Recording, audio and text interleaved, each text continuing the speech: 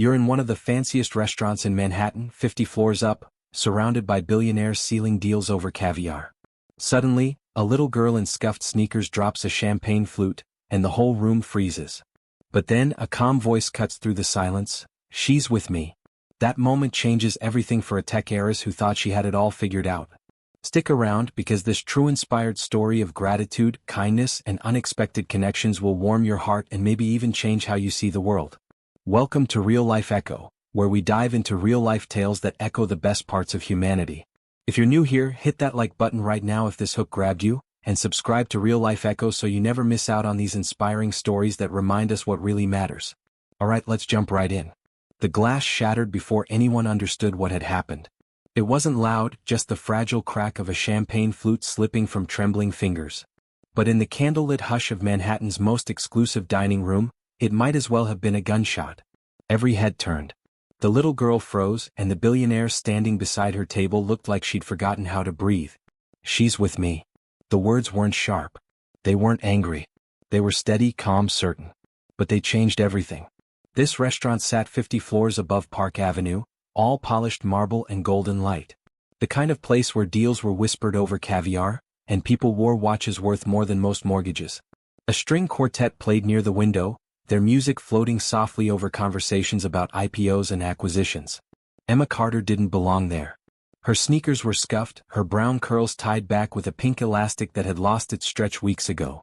She was 8 years old, clutching a paper gift bag decorated with hand-drawn stars, and she was standing alone beside the most powerful woman in the room. Charlotte Whitmore was used to attention. At 34, she was the only daughter of tech magnate Henry Whitmore, heir to a multi-billion-dollar empire built on cloud computing and defense contracts. Business magazines called her America's Ice Princess. Investors called her brilliant. Employees called her intimidating. But in that moment, as Emma stood beside her table, small, wide-eyed, and clearly out of place, Charlotte felt something she hadn't felt in years. Uncertainty. "Sweetheart," Charlotte said carefully, lowering her voice, aware that every nearby table was pretending not to stare. "Are you lost?" Emma shook her head. "No, ma'am. I'm not lost." Her voice wobbled a bit. I needed to find you." A ripple of murmurs spread through the dining room. Charlotte's security team, positioned discreetly near the entrance, had already stiffened. The maitre d' looked like he might faint. Children didn't wander into private executive dinners. Not in this building. Not on this floor. Charlotte offered a tight, diplomatic smile. "Find me? I'm afraid you have the wrong. She's with me." The man's voice carried across the room, smooth and controlled, yet threaded with something deeper. Protectiveness, maybe. Heads turned again. Daniel Carter stood near the elevators, one hand resting lightly on his daughter's shoulder as if anchoring her to the earth. He wasn't dressed for this room. His suit was clean but clearly off the rack, his tie slightly crooked. His shoes polished by hand, not by a valet. He looked like a man who worked hard. He also looked like a man who wasn't afraid. Emma exhaled in visible relief. "Dad." Charlotte's eyes flicked between them. "You're aware this is a private event?" she asked, her tone cool but not cruel. Daniel nodded once. "Yes, ma'am, I am." Security had started moving. Charlotte lifted a single hand, stopping them mid-step. "Then perhaps you can explain," she said evenly. Daniel swallowed, not out of fear but out of humility. "My daughter wanted to thank you." A faint, confused crease appeared between Charlotte's brows. "For what?" Emma stepped forward before her father could answer. She thrust the paper gift bag toward Charlotte with both hands. "For my school." The room went quiet. Charlotte blinked. "I'm sorry?" "Our school was going to close," Emma continued, her words tumbling out now that she'd started. "The roof leaks when it rains and we don't have enough computers, and Mrs. Alvarez said we might have to merge with another district." She took a breath. "But you gave money and now we don't have to." Recognition flickered in Charlotte's eyes. 3 months ago, her foundation had quietly funded a grant for under-resourced public schools in Brooklyn. It had been a line item on a spreadsheet, a strategic philanthropic investment advised by her board. She hadn't visited. She hadn't met a single student. It was good PR, good optics, smart business. She hadn't expected a child to show up in person. "You came all the way here for that?" Charlotte asked softly. Emma nodded. "Mrs. Alvarez said you probably wouldn't remember, but my dad says it's important to say thank you when someone helps you. $100 million in annual revenue, a company valued at $12 billion, a calendar booked in 15-minute increments. And somehow this 8-year-old had just undone her. Daniel stepped forward carefully, aware of the eyes on him. "I'm sorry to interrupt your evening," he said. "We tried contacting the foundation office. They said you were here tonight." Emma didn't want to mail the card. Charlotte looked at the gift bag in her hands. Inside was a folded card decorated in glitter glue. Beneath it, a small ceramic star, crooked, imperfect, clearly handmade. "I made it in art class," Emma explained. "It's supposed to mean you're a star for helping people." A few guests shifted uncomfortably. This wasn't how these dinners went. This wasn't scripted. There was no press. Charlotte felt something press against her ribs, a memory she hadn't visited in years. She had once attended a public school before the empire, before the penthouse, before her father's company went public and everything changed. She remembered leaky ceilings. She remembered teachers who paid for supplies out of pocket. She remembered being a kid. "Your dad's right," Charlotte said quietly. "It is important to say thank you." She looked at Daniel, then really looked at him. There were faint grease stains near his cuffs. His hands were rough. "Not a banker, not an investor." "What do you do, Mr. Carter?" "I'm a mechanic," he replied. "Own a small shop in Queens." "And you brought your daughter into this room full of strangers because she wanted to express gratitude?" Daniel didn't hesitate. "Yes, ma'am." "Weren't you worried about security? About appearances?" He gave a small shrug. "My daughter's courage matters more than my comfort." That did it. The tight, polished composure Charlotte Whitmore had spent a lifetime perfecting cracked.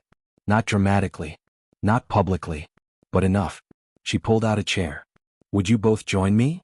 Gasps fluttered across linen-covered tables. Daniel shook his head instinctively. "We couldn't possibly." "You could," Charlotte said gently. "And you will." Emma's face lit up like fireworks over the Hudson.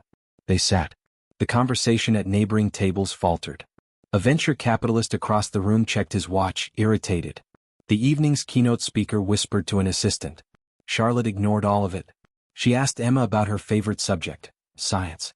About her friends, too many to count. About what she wanted to be when she grew up.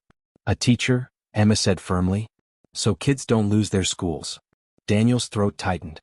Charlotte noticed. "You're raising a remarkable human," she said quietly to him. "I'm just trying to raise her kind," he answered. The simplicity of it hung in the air. Kind, not powerful. Not wealthy. Not influential. Kind. Halfway through dessert, Charlotte made a decision that would ripple far beyond that dining room. She turned to her assistant. "Cancel my 11 o'clock tomorrow." The assistant blinked. "Your board strategy session?" "Yes." Charlotte looked back at Emma. "I'd like to visit your school." Emma nearly knocked over her water glass. "Really? Really?" Daniel stared at her, searching for corporate politeness, for empty promises. He found none. "You don't have to do that," he said quietly. "I know," Charlotte replied. The next morning, cameras lined the cracked sidewalk outside PS 184 in Brooklyn. Word traveled fast when billionaires changed their schedules. But what the cameras captured wasn't a publicity stunt. They captured Charlotte kneeling on a classroom floor, listening to a child explain a science project about constellations. They captured her climbing a ladder to inspect the patched roof herself. They captured her laughing, actually laughing, when a group of third graders asked if she was famous. They captured Daniel standing quietly at the back of the room, pride shining in his eyes. 2 weeks later, Charlotte announced the expansion of her foundation school initiative, tripling its funding and requiring every executive at her company to volunteer at least once a quarter in a community program.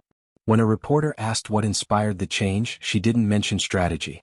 She didn't mention tax incentives. She said one thing: an 8-year-old who understood gratitude better than most adults I know.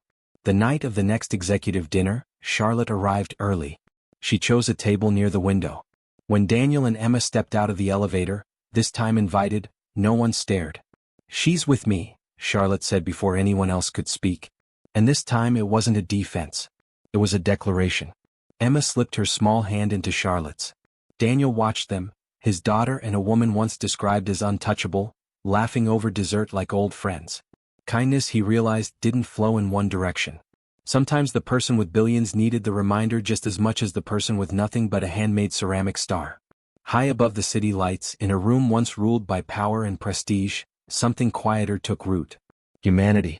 And it turned out to be worth more than all the wealth in the world. Now let's take a moment to think about this. Have you ever had a small act of kindness change your day? Or maybe your life? Stories like this on Real Life Echo show us that no matter how different our worlds seem, a simple thank you can bridge any gap. Emma's bravery wasn't just about showing up. It was about believing that her voice mattered, even in a room full of giants. Picture Emma that morning, getting ready with her dad. Daniel probably fixed her hair, made sure her gift bag was perfect.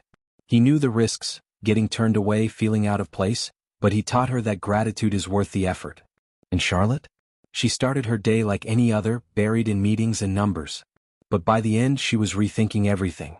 That's the power of these echoes in real life. As the story spread, more people got involved. Teachers at PS 184 saw donations pour in, not just money but volunteers, supplies, even tech companies offering free computers. Charlotte's visit sparked a chain reaction. Executives who once only cared about bottom lines were now reading to kids, fixing playgrounds, seeing the impact firsthand. Daniel's shop in Queens got a boost too. Word got around about the mechanic who raised such a polite kid, and customers started coming from farther away. But he stayed humble, always crediting Emma. "She's the real hero," he'd say with a smile. Months later, Charlotte and Emma stayed in touch. Birthday cards, school updates, even a science fair where Charlotte judged projects. It wasn't about business anymore, it was friendship. Real, genuine connection in a world that often feels too fast, too disconnected. Think about your own life. When was the last time you said thank you to someone who helped you? Or went out of your way to show appreciation? These moments create ripples just like in this story. On Real Life Echo, we love sharing them because they inspire action. Emma grew up remembering that night. Years later, as a teacher herself, she'd tell her students about the billionaire who listened. "Kindness isn't about money," she'd say. "It's about heart." And Charlotte? Her company thrived, but she measured success differently now, by the lives touched, not just profits. This tale reminds us that in the hustle of everyday life, a child's simple gift can melt the iciest hearts. It's why we at Real Life Echo keep bringing you these stories. They echo the truth that humanity binds us all. What about you? Has a random act of kindness ever turned your world around? Drop a comment below sharing your story. I read every one. And if this touched you, share it with a friend who needs a reminder. Thanks for watching Real Life Echo. See you in the next Echo.